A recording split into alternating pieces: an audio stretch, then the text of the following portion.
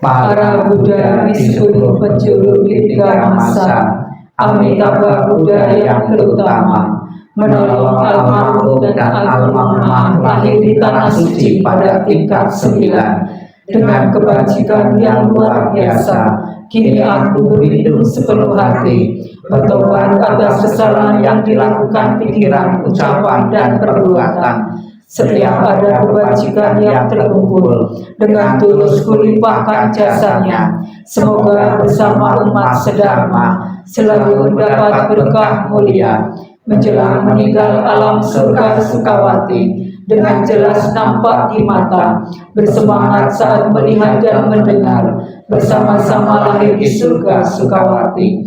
Bertemu Buddha dapat hentikan samsara, seperti Buddha menolong semuanya, memutuskan semua kilesa, derita, loba, dosa, moha.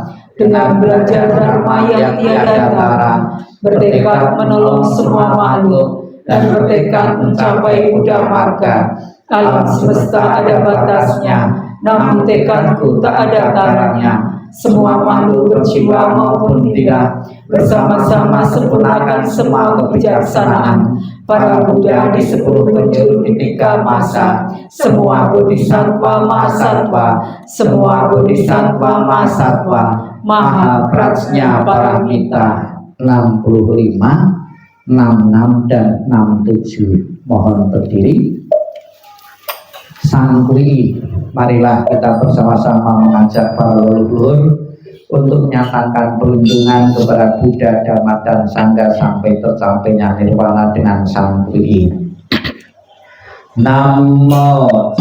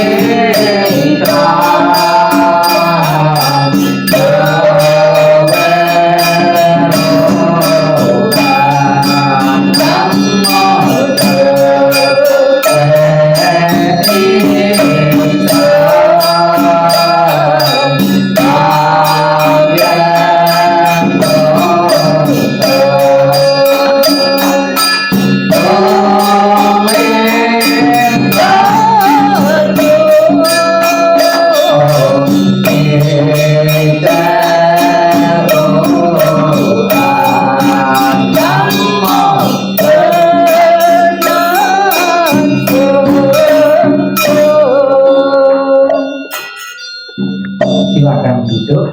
67. Kita limpahkan kebajikan dari membawa doa ini sepenuhnya untuk leluhur yang hari ini kita doakan. Semoga terbantu telah di alam bahagia. 67 bagian atas. Yen sancang jobana, yen kecawen termingyong, puyen cuekang sisyaju, sesejang siposado. 68. Nanti titik-titik kita isi leluhurku ya. 68 kita baca bahasa Indonesianya.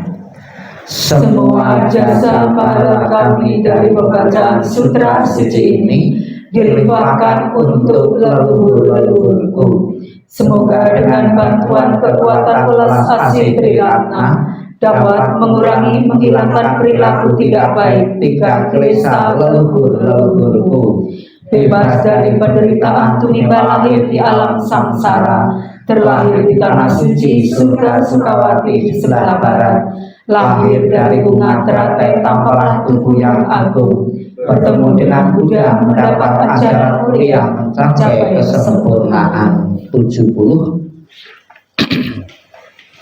Maikra Suci 18 Amitabha Buddha, kita baca bersama. Jika aku telah mencapai Anuttara Samyak Sambodhi, makhluk-makhluk yang berada dalam 10 penjuru alam ada melakukan kebajikan 6 paramita, mengulang-ulang namaku siang dan malam dengan batin terpusat, ingin terlahir di tanah suciku saat meninggal dunia. Aku dengan para bodhisattva akan menjemputnya. Dalam seketika dapat terlahir di tanah suciku, surga Sukawati. Bila tidak, maka bila aku tidak mencapai Anuttara Samyak Sambodhi. Bukunya dikumpulkan, tangannya di depan dada beranjali. Kembali kita akan bersama-sama mohon berkah perlindungan bimbingan dari Buddha Amitabha yang bertata sebelah barat. Sekiranya arwah-arwah yang kita doakan hari ini belum terlahir di alam surga Sukawati, surga penuh kebahagiaan, bebas dari penderitaan, Buddha Amitabha beserta para sucinya segera menjemput arwah beliau dan menempatkan di alam surga sucinya. Bukunya dikumpulkan saja, tangannya di depan dada beranjali. Bapak Ibu nirukan apa yang saya ucapkan dengan penuh penghayatan dan keyakinan kepada Buddha Amitabha sambil mendengarkan doa kelahiran kembali untuk leluhur keluarga. Salam cinta kasih Buddha Amitabha dan mengingat kebaikan pengorbanan dari leluhur-leluhur kita yang telah tiada.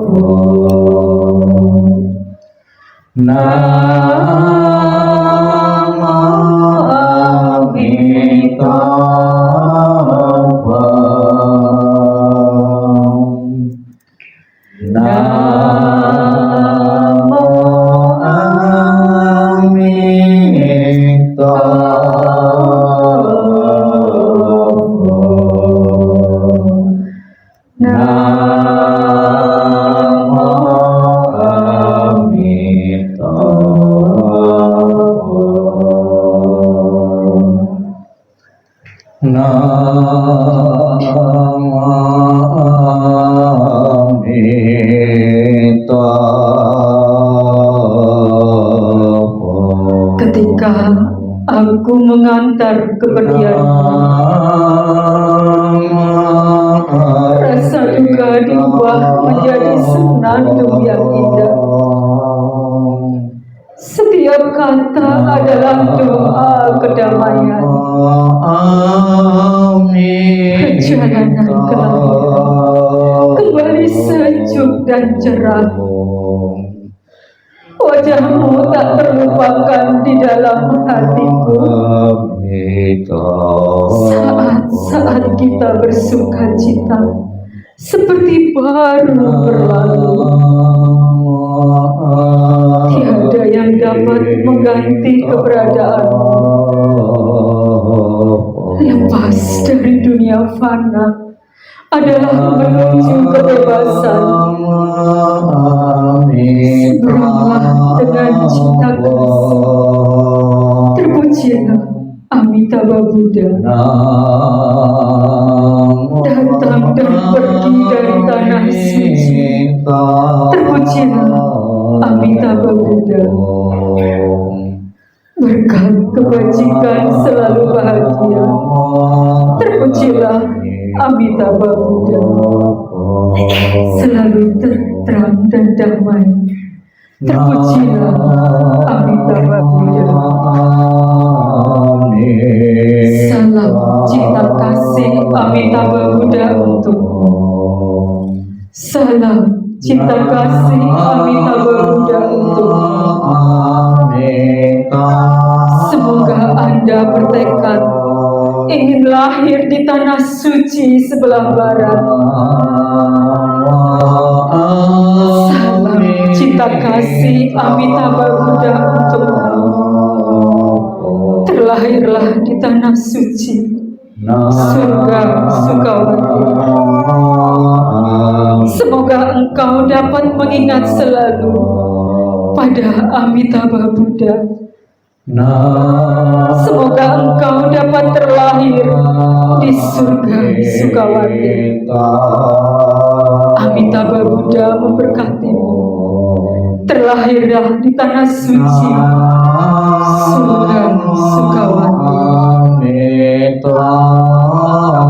Mengingat budi ayah bunda. Walaupun kami tak dapat bersama selalu, tetapi batin kami selalu terkait bersatu. Tak dapat dilupakan selamanya cinta kasih dari ayah bunda. Kehidupan ini akan saya manfaatkan sebaik-baiknya. Rajin belajar agama, sucikan hati dan pikiranku. Selalu ingat dan berusaha membalas budi besar ayah bunda, membangkitkan kebajikan, menolong diri sendiri dan semua orang dalam setiap kehidupan, menyelamatkan diri sendiri dan semua orang. Hanya ayah bunda yang terbaik di dunia ini. Anak yang mempunyai ayah bunda bagaikan mustika. Dalam pelukan ayah bunda, kebahagiaan tak terhingga.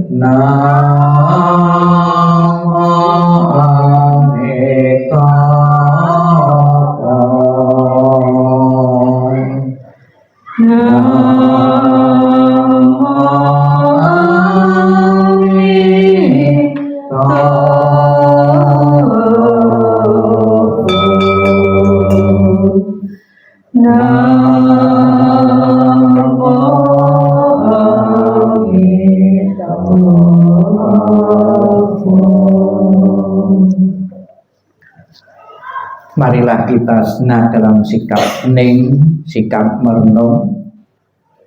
Kita akan bersama-sama mendengarkan penjelasan Sang Buddha atau nasihat Buddha tentang tujuan dan manfaat keluarga yang ditinggalkan, mengirim, mempersembahkan saji-sajian makanan kepada yang telah meninggal, maupun mengirim doa dan pelimpahan jasa. Sikap hening, sikap merenung dimulai. Inilah yang disabdakan oleh Sang Buddha. Demikianlah mereka yang berbelas kasih, memberikan kerabatnya minuman dan makanan murni yang berlimpah tepat pada waktunya. Semoga ini semua menjadi milik para kerabat. Semoga mereka berbahagia. Dan setelah mereka berkumpul di sana, para kerabat yang telah meninggal pun berkumpul. Mereka bergembira sepenuhnya akan makanan dan minuman yang berlimpah ruah.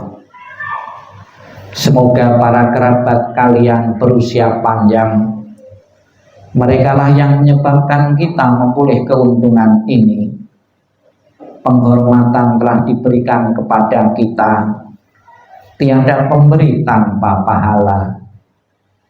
Karena di sana tiada pertanian dan tiada peternakan, tiada perdagangan, tiada transaksi jual beli dengan uang. Maka dengan pemberian dari sini, mereka yang telah meninggal dapat hidup di sana. Bagaikan air di bukit mengalir menuju ke bawah.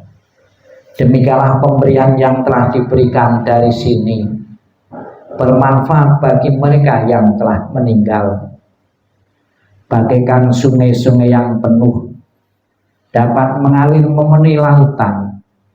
Demikianlah pemberian yang telah diberikan dari sini, bermanfaat bagi mereka yang telah meninggal.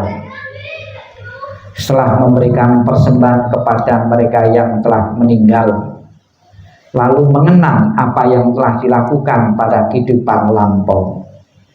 Persembahan yang telah diberikan guna menopang sangga ini sesungguhnya demi kepentingannya akan menimbulkan manfaat untuk waktu yang lama. Kewajiban kerabat yang telah diterangkan ini adalah penghormatan yang telah dilakukan dengan sempurna kepada mereka yang telah meninggal, kekuatan yang telah diberikan kepada para biku, dan pahala besar yang telah kalian capai.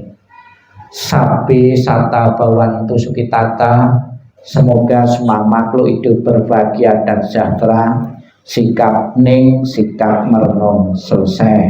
Sadu, sadu, sadu. Terimalah salam di dalam Dharma. Namo Sang Hyang Adi Budaya, Namo Buddhaya.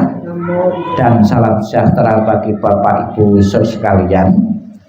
Sang Buddha di dalam bait terakhir tadi mengatakan penghormatan yang telah dilakukan dengan sempurna.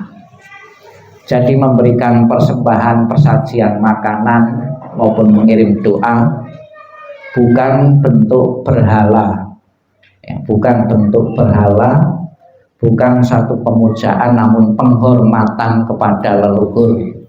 Berbeda pengertiannya, ya, itu penghormatan kepada leluhur karena orang yang telah kita hormati telah berjasa kepada kita. Lebih jelas lagi di dalam banyak kesempatan, di dalam banyak sutta dalam agama Buddha, sutta itu khotbah, Sang Buddha menyampaikan beberapa khotbah menyinggung tentang leluhur-leluhur keluarga yang telah tiada, apa sebaiknya yang perlu dilakukan oleh keluarga-keluarga yang masih hidup. Sang Buddha berpesan yang pertama kepada seorang pemuda yang bernama Sigala.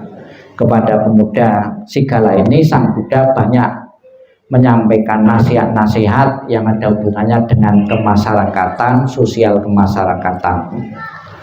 Kemudian Sang Buddha juga menyinggung dalam Sigala Wada Sutta itu beberapa kewajiban-kewajiban yang harus dijalankan, dipenuhi oleh seorang anak kepada orang tuanya. Salah satu kewajiban anak kepada orang tuanya, kalau orang tuanya itu masih hidup itu juga bagaimana, dan setelah orang tuanya itu meninggal itu bagaimana.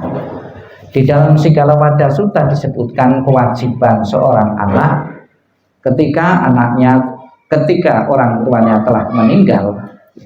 Tolong itu di anak-anak itu Sebelah anak-anak sebelah. Sigala Wada Sutta menyebutkan tentang kewajiban seorang anak terus memberikan persembahan kepada orang tuanya yang telah meninggal. Berarti ini sebelum ajaran Sang Buddha itu ada penghormatan kepada orang tua, kepada leluhur itu sudah ada, ya, sudah ada untuk meneruskan. Kadang-kadang kita sebagai generasi penerus, apa sih manfaatnya?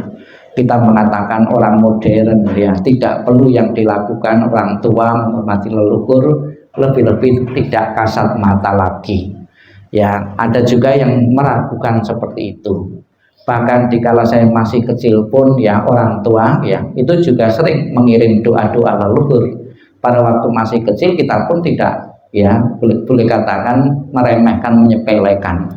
Namun setelah kita belajar sutta-sutta, kitab suci, ternyata penting sekali, ya, orang beragama, ya, terutama agama Buddha, memberikan penghormatan kepada leluhur salah satu kewajiban dari anak kepada leluhur-leluhur yang telah tiada.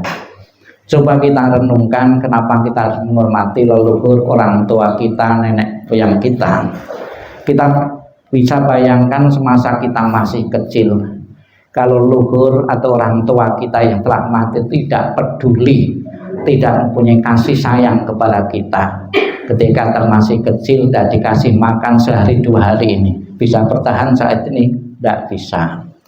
Kemudian ngajari menghitung, ngajari huruf, ya, bahkan masukkan terapi-terapi untuk demi kebahagiaan anak, ya, menyekolahkan, bahkan ketika sakit, ya, ketika kita sakit orang tua berpikir bagaimana kalau bisa memindahkan rasa sakit itu pada dirinya. Itu kalau orang tua. Belum tentu ketika orang tuanya sakit anak berpikir untuk memindahkan rasa sakit kepada dirinya. Tapi kalau orang tua berpikir kalau bisa memindahkan rasa sakit anaknya kepada dirinya, kepada anaknya. Jadi banyak sekali pengorbanan-pengorbanan yang dilakukan oleh orang tua kita. Bahkan Sang Buddha mengatakan, kalau umurmu diperpanjang, seluruh umurmu, seluruh hidupmu itu dipakai untuk berbakti kepada orang tuamu, waktunya tidak pernah akan cukup. Bisa juga dikatakan dalam Sutra Bakti seorang anak, kamu bakti kepada orang tuamu, kamu menggendong orang tuamu saking beratnya, kemudian badan jasmanimu itu jadi debu, jadi abu, kamu pun belum pernah akan membalas kebaikan dari orang tuamu. Jadi besar sekali, ya, jasa dan pengorbanan dari leluhur-leluhur kita, ya, kepada kita. Maka di dalam beberapa kesempatan Sang Buddha mengingatkan kepada generasi-generasi, kepada umatnya untuk ingat kepada leluhur-leluhur yang telah tiada. Yang pertama sumbernya adalah Siggalowada Sutta, disebutkan situ kewajiban seorang anak kepada keluarga yang telah meninggal. Kemudian yang kedua di dalam Mahaparinibbana Sutta, hendaknya keluarga berkumpul, ya, secara berkala, ya. Ada beberapa peringatan-peringatan sampai sekarang, ya, itu sering berkumpul, ya, reuni keluarga dalam rangka mengingat mendoakan leluhur-leluhur keluarga. Ada Jingbing, ya, tanggal 15 itu, ya, tanggal 4 atau 5 April itu berkumpul di kuburan. Kalau dimakamkan, kalau disimpan di tempat-tempat abu, ya, seperti ini kita reuni, ya, dengan keluarga menyembayangi, mendoakan leluhur yang telah tiada. Tradisi Mahayana di saat hari Ulan Bana, ya. Kemudian Coki itu juga kami sering melayani pelayanan di saat Coki orang tua yang meninggal. Jadi secara berkala. Memang tidak disebutkan, ya, berapa kali kita ingat kepada leluhur, mendoakan, tidak. Setiap saat, ya, kita bisa mendoakan leluhur-leluhur yang telah tiada. Kemudian juga Sang Buddha menyinggung ternyata kemakmuran kesejahteraan satu masyarakat, kemakmuran kesejahteraan satu keluarga, itu ada kaitannya bagaimana penghormatan kepada leluhur-leluhur yang telah tiada. Dikatakan ketika Sang Buddha, apakah suku Waji, salah satu, ya, suku di India, apakah terus, ya, menghormati leluhur-leluhur, menghormati tempat-tempat untuk menghormati leluhur-leluhur yang telah tiada? Kalau terus, berarti kesejahteraan negara itu, suku bangsa itu terus terjamin. Jadi ada kaitannya kesejahteraan. Saya ingat cerita di salah satu suku di Indonesia, ada seorang pemuda itu merawat, mengambil kerangka-kerangka, padahal tidak tahu itu kerangka siapa, kemudian diwadahi di bajunya, kemudian ditempatkan di tempat yang layak. Sejak memperlakukan kerangka-kerangka itu, ya, ekonomi keluarganya itu meningkat. Kemudian masyarakat menyimpulkan, ternyata merawat leluhur yang telah tiada itu membawa berkah, kemakmuran, kesejahteraan bagi keluarga, ya. Demikian pula Bapak Ibu sekalian, memang secara pasti kita tidak tahu leluhur-leluhur kita itu berada di alam mana. Justru karena tidak tahu itulah kita antisipasi. Syukur kalau leluhur keluarga itu sudah telah di alam bahagia di atas, ya, pasti memberikan doa restu kepada kita. Kalau leluhur keluarga itu di tingkat kita mempunyai tingkat kesulitan-kesulitan, kewajiban bagi keluarga terutama yang masih hidup ini untuk membantu mereka. Kemudian Bapak Ibu, Sang Buddha juga menyinggung di dalam Theravada Sutta, rasa simpatik kepada leluhur keluarga bisa ditunjukkan dengan memberikan persembahan-persembahan.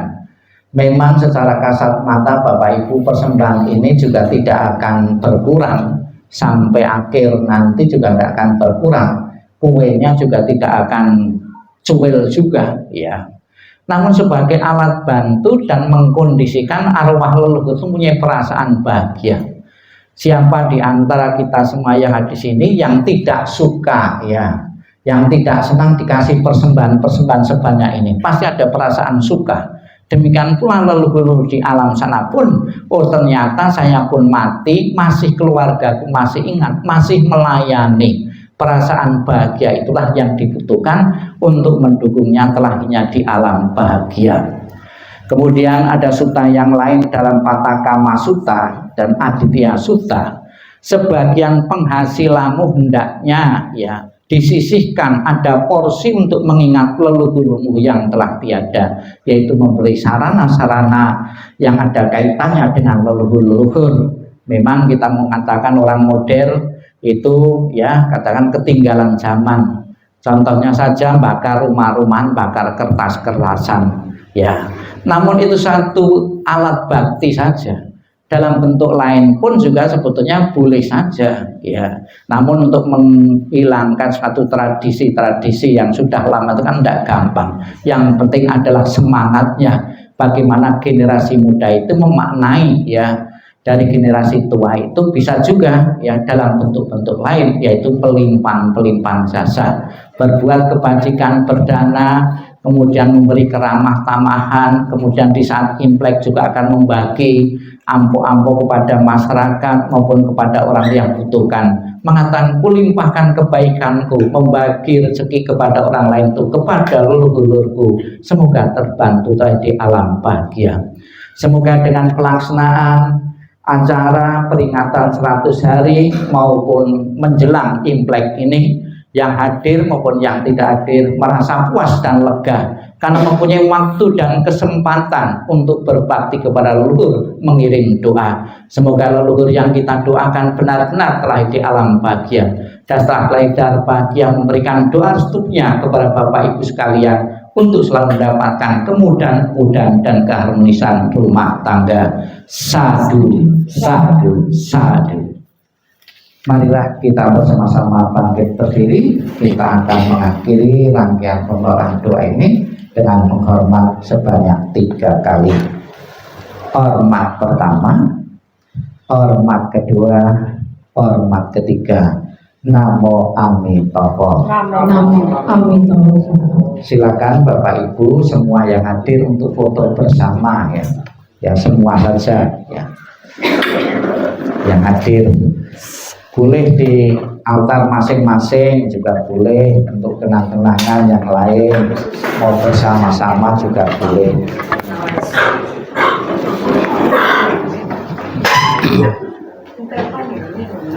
Ayo foto bersama sebelum pada pulang.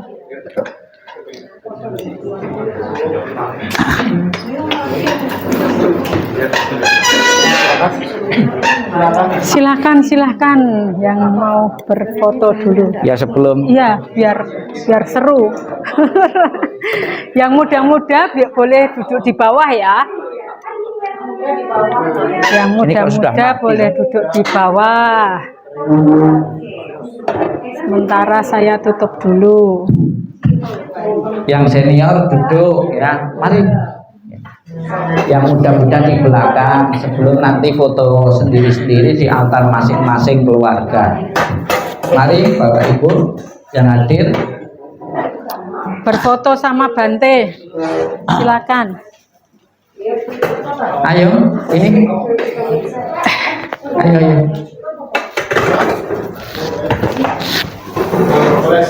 Ayo ini duduk yang senior.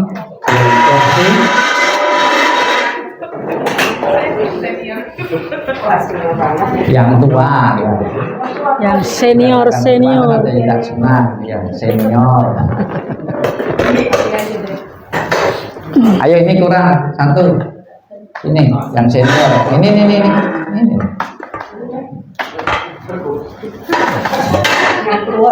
Ya. Kok berarti pilihan senior. HP ku ya. Ini masih ada satu. Kok Pokarjo. Itu tuh. Ayo, Kamu jangan ngomong dulu. oh iya saya. Di video enggak apa-apa. Di video enggak apa-apa. Mas,